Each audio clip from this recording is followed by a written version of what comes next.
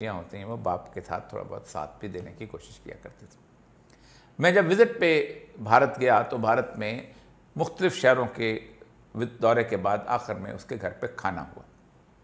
اڈوانی اس وقت opposition leader تھا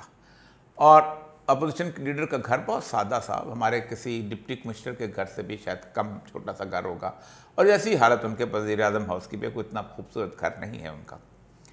تو وہاں گفتگو کرتے کرتے پاکستان کے بارے میں گفتگو شروع ہوئی اور پاکستان کے حوالے سے انہوں نے کہا کہ یہ 3-4 قومیتوں کا ملا جلا ملک ہے اور یہ جیسے بنگالی علیحدہ ہوئے تھے یہ کسی بھی وقت علیحدہ ہو سکتے ہیں کیونکہ حالات وہاں ایسے ہیں۔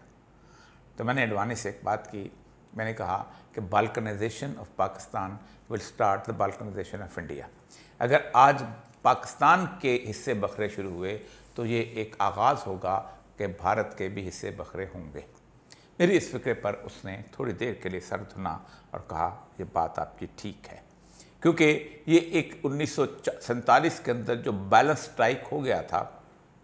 اس کی وجہ سے ہی ہم سب چل رہے ہیں۔ یہی وجہ ہے کہ بنگلہ دیش جب علیحدہ ہوا تو اس کی لکیریں وہی رہیں جو لکیریں 1947 میں کھینچی گئی تھیں، ان کو دوبارہ بنگال میں ضم نہیں کیا گیا۔ خود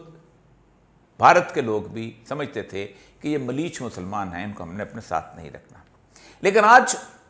دنیا بھر کے اخبارات میں نریندر مودی کے دورے کے وقت یہ باتیں ایک دفعہ پھر ہو رہی ہیں اور یہ تصور کیا جا رہا ہے کہ پاکستان اپنے معاشی، اپنے سیاسی، اپنے اقتصادی حالات کے حساب سے ایک ایسے مقام پر آ کر کھڑا ہو گیا ہے کہ جیسے پاکستان جو ہے کسی بھی وقت کسی نہ کسی خطرے کے